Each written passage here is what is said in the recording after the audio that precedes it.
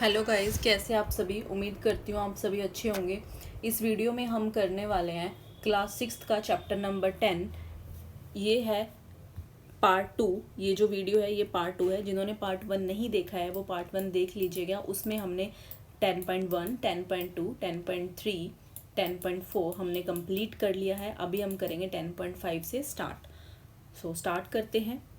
10.5 correct measurement of length, लंबाई को सही से मापने का तरीका इसमें हम रीड आउट करेंगे। In our daily life we use various types of measuring devices. हम अपनी रोज़ाना की ज़िंदगी में लंबाई को मापने के लिए अलग अलग डिवाइस का यूज़ करते हैं। We use a metre scale for measuring length. Length को मापने के लिए हम मीटर स्केल से मापते हैं। ये मीटर स्केल है। ए टेलर यूजेज अ टेप। जो टेलर है, दर्जी है, वो टेप का यूज़ करता है जिसको इंची टेप भी बोलते हैं हम। वेयर्स। जबकि a cloth merchant uses a metre rod. जो कपड़े का व्यापारी होता है वो रोड का यूज़ करता है। For measuring the length of an object. किसी भी वस्तु की लेंथ को मापने के लिए, लंबाई को मापने के लिए you must choose a suitable device. हमें सही डिवाइस चूज करना जरूरी है। You can not measure the girth of a tree और the size of your chest using a metre scale for instance.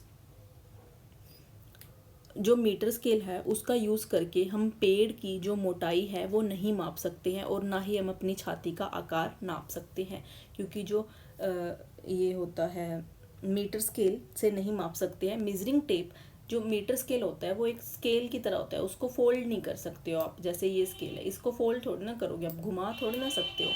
Measuring tape is more suitable for this. तो जो tape जो होता है, इंची टेप जिसको हम बोलते हैं नॉर्मल लैंग्वेज में, उससे हम उस माप सकते हैं ट्री को भी और चेस्ट को भी।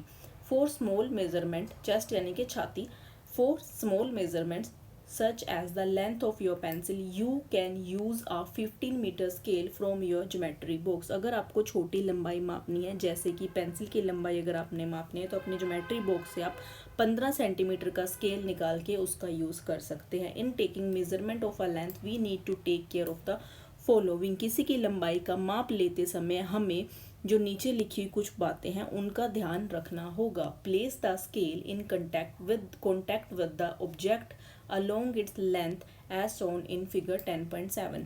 जैसे कि फिगर 10.7 में दिखाया गया है कि जो स्केल है उसको जो कोई भी वस्तु है उसकी लंबाई के एक साथ टच में होना जरूरी है। जैसे कि ये इन्होंने बिल्कुल सीधा रखा हुआ, टेढ़ा नहीं रखना है। इन सम स्केल्स दैट द एंड्स में बी ब्रोकन। किसी स्केल में कई बार क्या होता है कि जो एंड होता है वो टूटा हुआ हो सकता है। You may not be able to see the zero mark clearly. और ऐसा भी हो सकता है कि आपको जो जीरो वाला मार्क है वो आपको अच्छे से ना दिख रहा हो, जो कि फिगर 10.8 में बताया गया है। जैसे कि ये देखो, ये टूटा हुआ है, तो आप क्या करोगे, यहाँ से ना माप करके आप एक से काउंट करोगे। ठीक है, जब आप एक से काउंट करोगे तो ये कितना आ रहा है, 14 आ रहा है। तो बट हमने एक से काउंट करा है तो क्या है, हम एक 14 में से माइनस करेंगे तो कितना आ जाएगा, 13 सेंटीमीटर इसकी लेंथ आ जाएगी। इसको हम रीड आउट करते तो और अच्छे से एक्सप्लेन हो जाएगा। You should avoid taking measurement from the zero mark of the scale. जब आपको जीरो मार्क लिखा हुआ नहीं दिख रहा है अपने स्केल में तो आप जीरो से नहीं लंबाई मापेंगे, आप एक से माप सकते हैं। You can use only other full mark of the scale से 1 सेंटीमीटर। आप स्केल के वहाँ से मापेंगे जो पूरा दिया गया होगा और आपको दिख भी रहा होगा, जैसे कि फिगर 10.8 बी में दिखाया गया है, एक से इन्होंने मापा है। Then you must subtract the reading of this mark from the reading at the other end. जो लास्ट एंड में रीडिंग दी हुई है उसमें से आप इसको माइनस कर देंगे। अगर आपने एक से मापा है तो माइनस करोगे आप 14 में से एक। अगर आप जीरो से मापते तो आपको कोई माइनस करने की ज़रूरत ना पड़ती, जैसे कि ये है, इसमें हमने कुछ नहीं माइनस करना। इसमें हम एक से नाप रहे हैं तो 14 - 1 आ जाएगा। अगर आप 2 से मापते तो 2 माइनस करते हम। ठीक है जी, तो वो 14 की जगह पे 15 होता, ऑब्वियसली 15 में से 2 माइनस करते तो 13 आता। Then you must subtract the reading, ये मैंने ऑलरेडी आपको बता दिया। The reading at the one end is 1 centimetre and the this. Okay, ये क्लियर हो गया होगा आपको, उम्मीद करती हूँ। नहीं समझ में आता है तो आप एक बार करके देखना खुद से, तब आपको ज़्यादा क्लैरिटी होगी। फिर भी कोई प्रॉब्लम आती है तो आप मुझसे कमेंट सेक्शन में पूछ सकते हैं, फिर मैं क्लियर कर दूँगी doubt. Correct position of the I is also important for taking measurement. जब भी आप माप रहे होते हैं ना, किसी भी चीज़ का नाप ले रहे होते हैं, तो आँखों का जो पोजीशन है वो भी बिल्कुल करेक्ट होनी चाहिए, यानी कि सही होनी चाहिए। Your I must be exactly in front of the point where the measurement to be taken as shown in figure 10.9। जैसे कि फिगर 10.9 में दिखाया गया है कि जब आप नाप लेते हो ना, जिस चीज़ का आप नाप ले रहे हो उसके बिल्कुल सामने आपकी आईज होनी चाहिए, ना कि इधर ना इधर, साइड में नहीं होनी चाहिए। ठीक है जी। Position B is the correct position of the eye. जो जैसे ये नाप ले रहे हैं तो पोजीशन जो बी है वो बिल्कुल सही पोजीशन है। द रीडिंग इज़ 7.5, जो 7.5 बी को दिख रहा है। ठीक है, बी को जो पोजीशन दिख रही है वो माप जो दिख रहा है वो 7.5 सेंटीमीटर दिख रहा है। From position A and see the reading में भी डिफरेंट। ए और सी से शायद जो है उनको गलत भी दिख सकता है। तो आपको जब भी आप कोई चीज़ नापते हो तो बिल्कुल अपनी आंखों के सामने आपने नापना है, ये नहीं कि आप साइड से देख रहे हो उसको। अब हम एक्टिविटी 3 से समझते हैं कैसे मापते हैं चीज़ों को। Measure the height of your classmate using hands pen and then by using a metre scale. आपका जो फ्रेंड है उसको आपका जो फ्रेंड है उसकी आपने लंबाई मापनी है हैंड्स पेन की हेल्प से। हैंड्स पेन यानी कि आपको अपने हाथ की हेल्प से, गिट, हम गिट बोलते हैं, आई डोंट नो आप क्या बोलते हो, सबकी लैंग्वेज अलग अलग होती है। हमारे घर पे गिट बोला जाता है, 1 गिट 2 गिट 3 गिट ऐसे। ठीक है, और आप मीटर स्केल से भी उसकी लंबाई को मापोगे, दोनों से आपने नापनी है। For this ask your classmate, इसके लिए आप अपने क्लासमेट को, अपने फ्रेंड को बोलो to stand with his back against the wall, अपनी दीवार को अपनी कमर को दीवार के साथ लगा करके खड़ा हो जाए। Make a mark on the wall exactly above his head, और आप क्या करोगे, उसके सिर के एकदम ऊपर आप एक मार्क बना दोगे दीवार पे। ठीक है, तो जो now measure the distance from the floor to this mark on the wall with your hand pen and then with the metre scale. फिर अब आप क्या करोगे, अपने फ्रेंड को साइड हटा करके फर्श से लेकर के जहाँ पे अपने दीवार पे पॉइंट बनाया है, मार्क बनाया है, वहाँ तक आप पहले अपने हाथ से लंबाई मापोगे, फिर उसके बाद आप मीटर स्केल की हेल्प से मापोगे। Let other students measure this length in a similar way, और अब आपके जो बाकी के फ्रेंड्स हैं उनको भी बोलो वो भी ऐसे ही इसको मापे। रिकॉर्ड, ये सारी आपने जो ऑब्जर्वेशन है वो आपने 10.3 में रिकॉर्ड करनी है, लिखनी है। हु मेजर्ड द हाइट, उस विद्यार्थी का नाम लिखो जिसने हाइट को मेज़र करा है। पहले आप अपना नाम लिख लेंगे, हाइट इन स्पैन आपने हाथ से जो मापी है तो वो कितने हाथ है, 7 8 9 10, फिर उसके बाद सेंटीमीटर में जो मीटर स्केल से आपने मापी है उसको लिख लोगे। तो सभी फ्रेंड्स का आपने ऐसे नोट डाउन कर लेना है।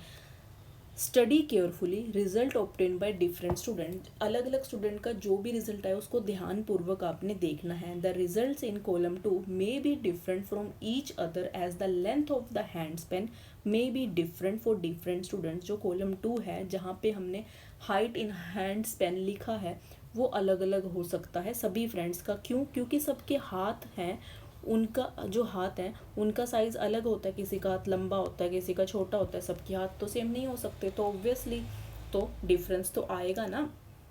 Look at the result in column 3 where the measurements are done using a standard scale. फिर आप कॉलम 3 में जहाँ पे आपने लिखा था, जो कि आपने स्केल से मेजरमेंट की थी, आप उसको देखो। The result may be close to each other now but are they exactly equal. अब जो आप देख रहे हो, जो रिजल्ट्स हैं वो सबके सेम हैं या फिर अलग हैं क्या, वो आपको देख के पता लगेगा। इफ़ नॉट, अगर नहीं है, why do you think there is a difference, तो आपको क्या लगता है कि उनमें डिफरेंस क्यों है, कैसे है उनमें difference. After all everybody is using the same scale and no different hand spans.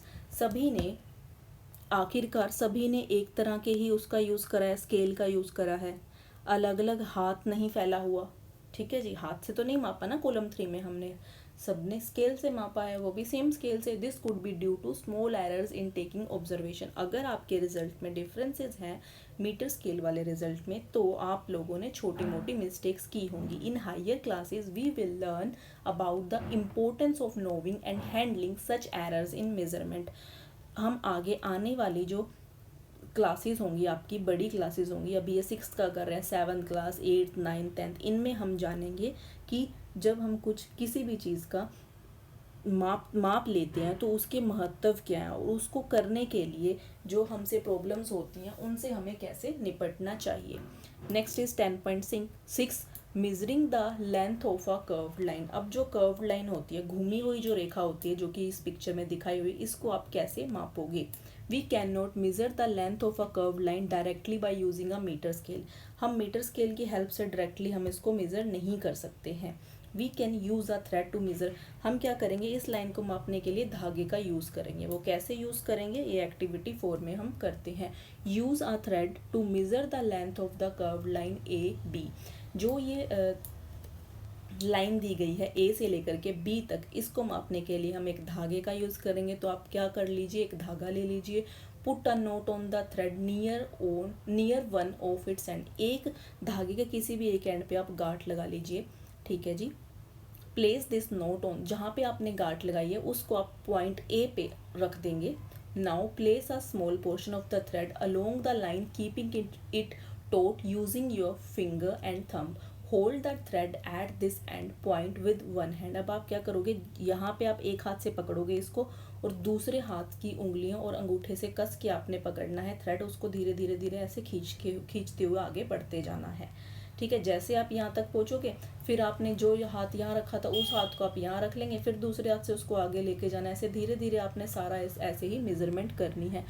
Using the other hand stretch a litre mole portion of the thread along the curve line. जैसे आपने यहाँ पे पकड़ा, फिर इसको दूसरे हाथ से आपने धागे को खींचना है और आगे बढ़ते हुए जाना है। फिर यहाँ पे आप पकड़ लोगे थ्रेड को, फिर दूसरे हाथ से धागे को हल्का सा खींच के फिर धीरे धीरे आगे बढ़ना है। Go on repeating this process till the other end B of the curve line is reached. इस प्रोसेस को तब तक रिपीट करो जब तक आप बी तक नहीं पहुँच जाते। जब आप बी पे पहुँच जाओगे, make a mark on the thread where it touches the, वहाँ पे आप एक निशान बना लोगे या उसको पकड़ के रख सकते हो आप, या वहाँ पे भी आप गांठ बना सकते हो। Now stretch the thread along a metre scale. अब मीटर स्केल लो, उसको जहाँ पे गांठ बांधी हुई थी वहाँ से लेकर के जहाँ पे बी का निशान था वहाँ तक आप उसको मेज़र करो, मापो। Measure the length between the knot, वही in the beginning and the final mark. जो स्टार्टिंग पोजीशन थी थ्रेड की और जो लास्ट पोजीशन है वहाँ तक आपने क्या करना है, लेंथ को मापो। दिस गिव्स द लेंथ, और उससे हमें क्या होगा, लेंथ मिल जाएगी इसकी ए से बी तक की कितनी लेंथ है। We see that we need a lot of care to ensure that we are measuring distances and lengths correctly. हमने इससे क्या पता लगता है कि जब हम किसी भी चीज़ की लेंथ को मापते हैं तो हमें बहुत ज़्यादा ध्यान से करना पड़ता है। And we need some standard units, और हमें कुछ स्टैंडर्ड यूनिट इकाइयों की ज़रूरत है। एंड डिवाइस भी स्टैंडर्ड होने चाहिए जो कि सबके पास होते हैं। With which we measure these distance and can convey our result to others. क्यों हमें सही चीज़ करनी है, सही ढंग से करनी है, ताकि जब हम किसी दूसरे पर्सन को उसका नाप बताते हैं, माप बताते हैं, तो उसके लिए वो सही हो, सही बताएं। ये नहीं है कि आप माप रहे हो तो उसका अलग मेज़रमेंट आ रहा है और जब दूसरा माप रहा है तो उसका अलग आ रहा है। ऐसे नहीं करना है। अब हम करते हैं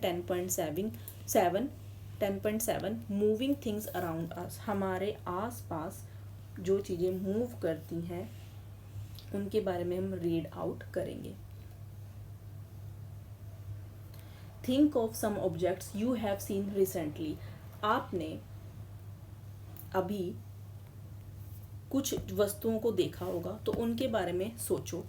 लिस्ट दैम इन टेबल 10.4। जो टेबल 10.4 है उसमें उनको लिख दीजिए। जैसे कि इन्होंने ऑलरेडी लिखा हुआ है हाउस, घर, टेबल में क्लॉक,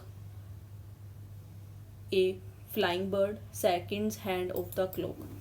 ओके, दीज में इंक्लूड, ये देखो इन्होंने लिखा भी हो, इनमें क्या हो सकता है, स्कूल बैग हो सकता है, ए मॉस्किटो मच्छर हो सकता है, एक टेबल मेज हो सकती है, पीपल सिटिंग ऑन चेयर्स, लोग बैठे हुए हैं चेयर पे, चेयर्स पे लोग बैठे हैं, और पीपल मूविंग अबाउट, पीपल कुछ जो घूम रहे हैं इधर उधर। द लिस्ट में ऑल्सो हैव अ बटरफ्लाई। इस लिस्ट में आप बटरफ्लाई यानी कि बटरफ्लाई को क्या बोलते हैं हिंदी में, तितली, तितली, और a dog, a cow, your hands, आपके हाथ, अ स्मॉल बेबी, एक छोटा बच्चा, एक फिश इन वाटर, पानी में मछली तैरती हुई, एक हाउस, अ घर, a factory, a piece of stone, पत्थर का टुकड़ा, अ हॉर्स, घोड़ा, a ball, a bat, a moving train, a sewing machine, सिलाई करने वाली मशीन, अ वॉल क्लॉक, दीवार पे लटका हुआ टाइम पीस, और the hands of a clock, और सुइयाँ, जो कि घड़ी में होती है। Make your list as large as you can, जितना बड़ा आप इस लिस्ट को बना सकते हो उतना आप बनाइए। Which of these are moving, अब आपने लिखना है कि कौन सी उनमें से मूव करने वाली चीज़ें हैं जो कि एक जगह से दूसरी जगह जाती हैं या मूव करती हैं, हिलती जुलती हैं। विच आर एट रेस्ट, और कौन सी ऐसी हैं जो कि रेस्ट पे हैं, आराम पे हैं, यानी कि वो मूव नहीं करती। अब जैसे कि घर है आपका, वो एक जगह पे ही तो है, चलता तो नहीं है ना, वो एक जगह से दूसरी जगह नहीं जाता। टेबल है, वो भी जहाँ पे आपने रख दिया वहीं रहेगा। घड़ी है, जहाँ पे आपने टांग दिया रख दी वहीं रहेगी। लेकिन जो बर्ड है, पक्षी है, जो पंछी जो उड़ रहा है, वो मूव कर रहा है ना एक जगह से दूसरी जगह। सेकंड्स हैंड, जो घड़ी का जो सुई है, दूसरा जो घड़ी का सुई है सेकंड वाला, ठीक है, वो भी तो मूव करता है ना, 1 सेकंड, 2 सेकंड, 3 सेकंड ऐसे। How did you decide whether an object is in motion और एट रेस्ट, आपको कैसे पता लगता है कि जो भी कोई वस्तु है वो मूव कर रही है, गति कर रही है या फिर नहीं कर रही है, एक ही जगह पे टिकी हुई है। यू माइट हैव नोटिस्ड, आपने देखा होगा, that the bird is not at the same place after some time, कोई जो पक्षी है जहाँ पे आपने उसको देखा है वो थोड़ी देर बाद वहाँ पे नहीं होगा, अगर आपने नोटिस करा होगा तो। While the table is eight the same place, but जो टेबल है जहाँ पे आप उसको सुबह रख के गए थे शाम तक वो वहीं मिलेगी। लेकिन आपने अगर कोई सुबह पैरट या बटरफ्लाई कुछ भी देखा है, क्या वो शाम तक वहीं रहेगा? नहीं रहता। ऑन दिस बेसिस, इसी के आधार पर, you may have decided weather an object is at rest और इन मोशन, तो इसी के आधार पे हमें पता लगता है कि कोई भी वस्तु आराम की स्थिति में है या फिर वो मूवमेंट कर रही है, गति कर रही है। Let us look at the motion of an ant closely, आइए हम जो चींटी हैं, जो चींटियाँ होती हैं, कीड़ियाँ होती हैं, उसकी गति को करीब से देखते हैं। एक्टिविटी 6 में हम करेंगे आंट की, जो आंट्स होती हैं उनकी मूवमेंट के बारे में। Select a place where you find ants, spread a large sheet of white paper on the ground and keep a little sugar on it, आप क्या करोगे, एक ऐसी जगह ढूंढो जहाँ पे कीड़ियाँ जो हैं, जो चींटियाँ हैं, वो मिले आपको। Spread a large sheet of white paper on the ground, अब जो फर्श है वहाँ पे आप क्या करोगे, वाइट कलर का कागज आपने रख देना है। And keep uh little sugar, और उस कागज के ऊपर थोड़ी सी चीनी या गुड़ या शक्कर के दाने आप डाल दीजिए। Ants are likely to be attracted to the sugar and you will find many ants crawling on the sheet of paper soon, जब आप उस पर शुगर रख देंगे तो जो चींटियाँ होती हैं, जो कीड़ियाँ होती हैं, वो मीठे से ना आकर्षित होती हैं, ठीक है, तो वो जल्दी से जहाँ पे आपने मीठा रखा होगा पेज पे, वहाँ पे चींटियाँ आपको दिखाई देंगी चलते हुए, क्रोल करते हुए, रेंगते हुए। For any one ant try and make a small mark which up with a pencil near its position when it has just crawled on to the sheet of paper, जब वो चिड़ियाँ वहाँ पे, चिड़ियाँ नहीं, चींटियाँ, जब भी जो चींटी है आपको रेंगते हुए दिखाई देगी, किसी भी आपने एक चींटी को चूज़ कर लेना है, ठीक है, और उसके पास आप ना पेंसिल से एक छोटा निशान बनाने की कोशिश करना जब वह उस पे कागज पे चल रही होगी।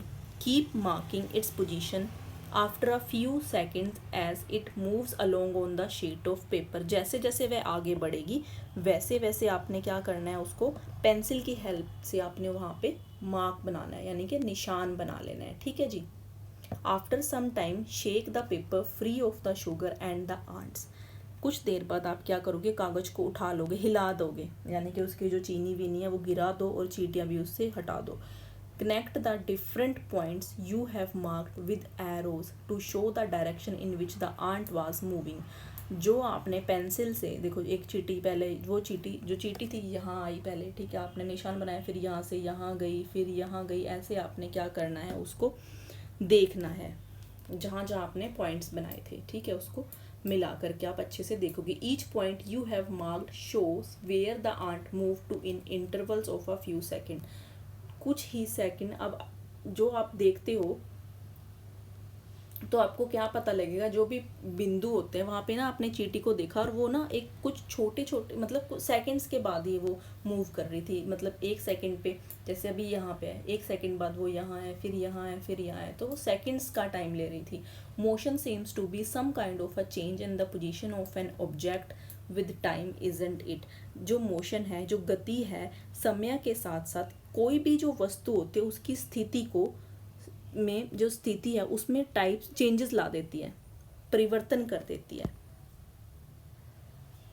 है ना। इस चीज़ ये इस एक्टिविटी से आपको पता चल गया होगा, जब भी कोई चीज़ मोशन में होती है यानी कि गति के समय किसी वस्तु की स्थिति में किसी प्रकार का परिवर्तन प्रतीत होता है। जैसे कि अब ये चींटी है, जैसे जैसे टाइम बढ़ रहा है तो वो आगे भी बढ़ रही है, टाइम के साथ साथ जो गति होती है वो टाइम के साथ साथ उस चीज़ में चेंजेस ला देती है।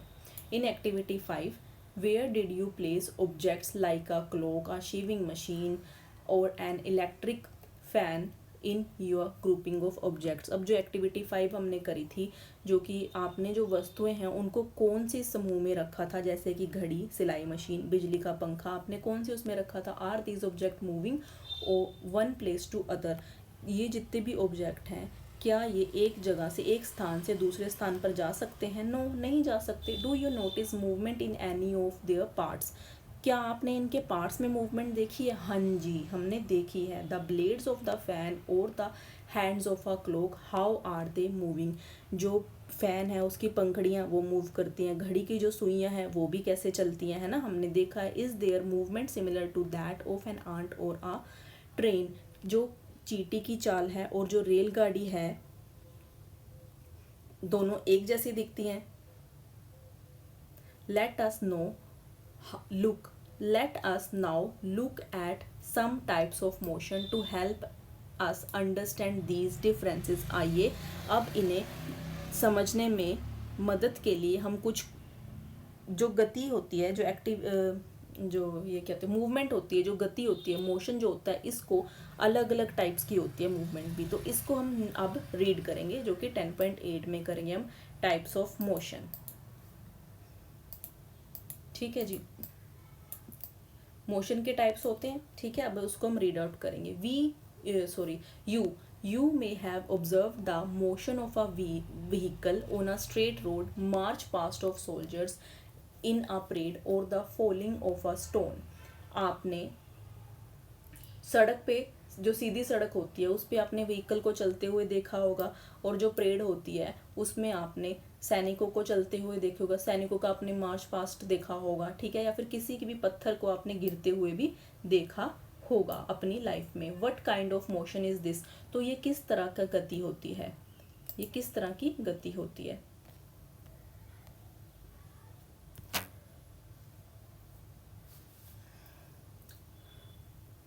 स्प्रिंटर्स इन अ 100-मीटर race also move along a straight track.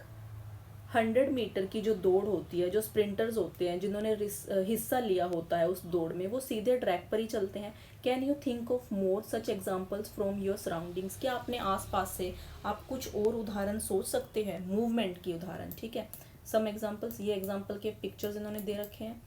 In all these examples we see that the object move along a straight line. अब ये जो एग्जाम्पल्स हमने करी हैं, व्हीकल्स का चलना रोड पे, ठीक है, दौड़ना और लोग रेस में दौड़ना, सैनिकों का परेड मार्च करना, तो ये क्या करते हैं, इन एग्जाम्पल से हमें क्या पता चलता है, जो वस्तुएं हैं वो एक ही लाइन में सीधा चल रही हैं, स्ट्रेट लाइन में।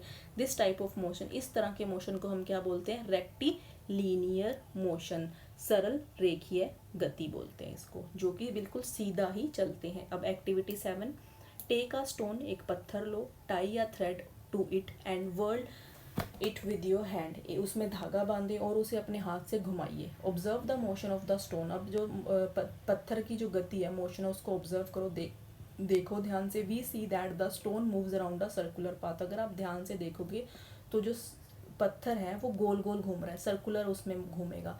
In this motion the distance of the stone from your hand remains the same, और इस मोशन में अगर आप देखोगे, इस गति में जो आपका हाथ है, हाथ से जो पत्थर की जो दूरी है वो समान ही रहेगी, ठीक है, इक्वल ही रहेगी। This type of motion is called circular motion, ऐसे मोशन को सर्कुलर मोशन कहते हैं। ये देखो कुछ इन्होंने ये दिखाए हुए हैं फिगर में, पक्का घूमता है, गोल गोल घूम रहा है, बट जो पक्का जो है, ये फैन जो है, यहाँ से इसका डिस्टेंस यहाँ तक इक्वल ही रहेगा, ठीक है, चेंज नहीं होगा, ये घूमे चाहे ना घूमे डिस्टेंस तो सेम रहेगा ना। The motion of a point marked on the blade of an electric fan और the hands of a clock are example of circular motion. जो गति होती है, जो बिजली का पंखा होता है उसके जो ब्लेड हैं या फिर जो घड़ी की सुइयां हैं, ठीक है, ये सभी क्या होते हैं, ये एक सर्कुलर मोशन के एग्जाम्पल हैं। द इलेक्ट्रिक फैन और the clock by themselves are not moving from one place to another. जो बिजली का पंखा है और जो घड़ी है वो एक जगह से दूसरी जगह पे नहीं जा पाते हैं, लेकिन but the blades of the fan rotate, जो पंखे के ब्लेड होते हैं, ठीक है, वो तो रोटेट करते हैं, वो तो घूमते हैं।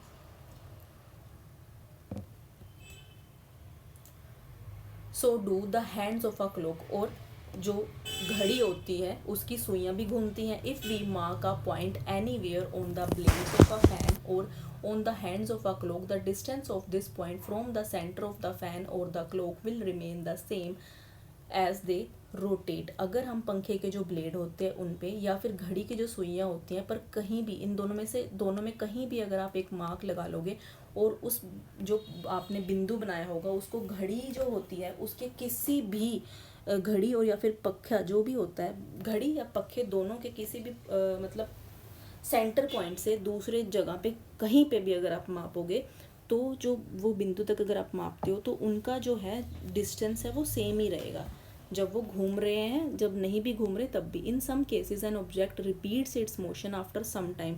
और कुछ मामलों में क्या होता है कि जो कुछ वस्तुएं होती हैं वो ना कुछ समय बाद ही अपनी जो गति है, मूवमेंट को दोहराती हैं, रिपीट करती हैं। This type of motion is called periodic motion. ऐसे मोशन को पीरियोडिक मोशन बोला जाता है, हिंदी में आवधिक गति बोलते हैं। Take the stone tied with the string that you used in activity 7। हमने एक्टिविटी 7 में एक धागे को पत्थर से बांधा था, वही आप दोबारा ले लीजिए। Now hold the string in your hand and let the stone hang from it. अब आप जो वो धागा है उसको हाथ में पकड़ लो और पत्थर को उससे लटका दो, ठीक है। This is a pendulum. क्या होगा, वो एक पेंडुलम बन जाएगा। Pull the stone to one side with the other hand and let it go. अब दूसरे हाथ से पत्थर को एक तरफ खींचो और फिर छोड़ दो। Now the pendulum is in motion. जो पेंडुलम है वो गति कर रहा होगा। It is an example of periodic motion. ये क्या है, एक एग्जाम्पल है पीरियोडिक मोशन की। A branch of a tree moving to and fro motion of a child on a swing, strings of a guitar और the membranes of drums, tape, tabla being played. देखो जो ये होता है ट्री जो होता है, ठीक है, इस पे ट्री तो नहीं बना हुआ इन्होंने, पिक्चर ही नहीं है, ठीक है। एक पेड़ पे हमने ये जैसे झूला लगा देते हैं, ये तो चलो इस एक उस पे लगाया हुआ है। ट्री पे अगर झूला लगा हुआ होता है तो उस पे बच्चे घूमते हैं, ठीक है, इधर एक जगह से दूसरी जगह जाते हैं, तो उसको वो पेंडुलम फॉर्म में जाते हैं, मतलब जैसे बच्चा यहाँ से यहाँ गया फिर वापस वहीं अपनी पोजीशन पे आ जाएगा, ठीक है, उसको पीरियोडिक मोशन बोलते हैं। और जो गिटार के तार होते हैं उसको जब बजाते हैं तो दोबारा से, या फिर जब तबला बजाए जा रहे होते हैं, ड्रम की जो झिल्ली होती है वो भी अपनी जगह पे वापस आ जाती है। आर एग्जाम्पल, ये सभी के एग्जाम, ये किस चीज़ के एग्जाम्पल है, पीरियोडिक मोशन की। वेयर एन ऑब्जेक्ट और a part of its repeats its motion after a fixed interval of a time. थोड़े टाइम बाद ही वो अपनी पोजीशन पे दोबारा आ जाएगी, फिर मतलब कि उनका जो मूवमेंट होता है वो सेम ही होता है। Did you observe a sewing machine as a part, आपने जो एक्टिविटी 5 करी थी उसमें आपने जो सीविंग मशीन है, जो सिलाई मशीन है, उसकी आपने एक्टिविटी देखी होगी। You must have observe that it remains at the same location while any point on it's wheel move with the circular motion. तो आपने क्या देखा होगा कि जब जो उसका पहिया होता है मशीन का वो गोल गोल घूमता है, ठीक है, तो वह एक ही स्थान पे रहता है और वो सर्कुलर मोशन में घूमता है। It also has a needle, और जो सुई भी होती है उनमें उसमें that moves up and down continuously as long as the wheel rotates, isn't it. जो सुई होती है वो अपनी जो पीरियोडिक मोशन में घूमती है, ठीक है, कंटिन्यूसली। और जो सुई है वो लगातार ऊपर नीचे चल रही होती है जब तक वो घूमता है, जो पहिया होता है मशीन में वो लगा हुआ होता है ना। तो जो मशीन है वो मशीन का जो पहिया होगा वो सर्कुलर मोशन में गोल गोल घूमेगा, लेकिन जो सुई है वो ऊपर नीचे हो रही है, ठीक है, कभी नीचे जाती है कभी ऊपर जाती है, तो वो पीरियोडिक मोशन में घूमती है, यानी कि वो अपनी पोजीशन पे वापस आएगी फिर दोबारा जाएगी एक टाइम के बाद। Have you observed closely the motion of a ball along the ground? क्या आपने ज़मीन पर गेंद, जो गेंद होती है उसके मोशन को ध्यान से देखा है? आप बच्चे लोग तो खेलते होंगे ऑब्वियसली गेंद से, तो आपने कभी उसकी मोशन को नोटिस करा? Here the ball is rolling on the ground. जो बॉल है वो ग्राउंड पे मैदान में क्या कर रही है? रोल कर रही है। Rotating as well as moving forward along the ground, वो आगे बढ़ रही है ज़मीन पे और साथ साथ घूमती है, यानी कि घूमते हुए वो आगे बढ़ रही है। Thus the ball undergoes a rectilinear motion as well as rotational motion. तो इस प्रकार से हमें क्या दिखता है कि जो मोशन है वो रेक्टिलियर मोशन में भी चल रही है और साथ साथ रोटेशनल में, मतलब वो घूम भी रही है और सीधा भी चल रही है। Can you think of other example where objects undergo combination of different type of motion? क्या आप ऐसे एग्जाम्पल, ऐसे उदाहरण के बारे में सोच सकते हैं जहाँ पे जो चीज़ें हैं वो एक ही टाइम पे दो तरह के मोशंस होते होंगे? We did many measurement activities and discuss some kind of motion. हमने कई तरह के माप की गतिविधियाँ की और कुछ प्रकार के मोशंस पे भी हमने चर्चा की। We saw that motion is a change in the position of an object with time. हमने ये देखा कि जो मोशन है, जो परिवर्तन है, वो टाइम के साथ साथ किसी भी वस्तु की स्थिति को चेंज करता है, जगह को चेंज करता है। The change in the position in this position can be determined through distance measurement. इस स्थिति में जो परिवर्तन होता है दूरी से हम उसको माप सकते हैं, निर्धारित कर सकते हैं, ठीक है। अगर एक चीज़ यहाँ पे है फिर वो यहाँ चली गई तो ये डिस्टेंस हम मेज़र कर सकते हैं, है ना। This allows us to know how fast और स्लो आ मोशन इज़। तो इससे हमें क्या पता चलता है, कोई चीज़, किसी भी वस्तु की जो स्पीड है, गति है, वो तेज है या धीमी है। The movement of a snail on the ground, a butterfly flitting from flower to flower, a river flowing, an aeroplane flying, moon going around the earth, and blood flowing inside our bodies show that there is motion everywhere around us। जो snail होती है वो हलचल करती है, ठीक है, धरती पे, ज़मीन पे। जो बटरफ्लाई होती है एक फूल से दूसरी जगह पे आपको दिखेगी उड़ती हुई। जो रिवर होती है वो भी बहती है, एरोप्लेन फ्लाई करते हैं, उड़ते हैं। जो मून है, जो चंद्रमा है, धरती के चारों ओर चक्कर लगाता है। और जो हमारे शरीर के अंदर जो खून है वो भी चलता रहता है, ठीक है। तो इससे हमें पता चलता है कि जो हमारे चारों ओर जो जगह है वहाँ पे गति ही है, मतलब हर चीज़ मूव कर रही है। सो हमारा चैप्टर कंप्लीट हो गया है इसी के साथ। नेक्स्ट वीडियो में हम इसकी एक्सरसाइज करेंगे, ठीक है। उम्मीद करती हूँ आप सभी को समझ में आ गया होगा। अगर किसी को जानना है कि उसको चैप्टर समझ में आया या नहीं आया तो सर्कुलर मोशन, ये कीवर्ड्स हैं, जैसे कि सर्कुलर मोशन, आप सोचना आपको इसके बारे में पता है या नहीं पता। अगर आपको आता है कि सर्कुलर मोशन क्या होता है, दैट मीन्स ये आपको क्लियर हो गया। डिस्टेंस क्या होता है, ये मेजरमेंट क्या होता है, मोशन क्या होता है, पीरियोडिक मोशन क्या होता है, रेक्टिलिनियर मोशन क्या होता है, एसआई यूनिट्स क्या होता है, यूनिट्स ऑफ मेजरमेंट क्या होती हैं, मेजरमेंट के लिए यूनिट्स होती है ना, तो वो क्या होता है। अगर आपको इन सब के आंसर पता है तो दैट मीन्स आपको अच्छे से ये चैप्टर समझ में आ गया है। नहीं अगर आपको क्लियर हुए तो आपको वीडियो दोबारा देखने की ज़रूरत है। उम्मीद करती हूँ कि आप सब इनके आंसर्स आपको पता चल गए होंगे और चैप्टर अच्छे से समझ में आ गया। इन केस कोई प्रॉब्लम आती है तो आप मुझे पूछ सकते हो। थैंक यू गाइस, आज के लिए इतना ही।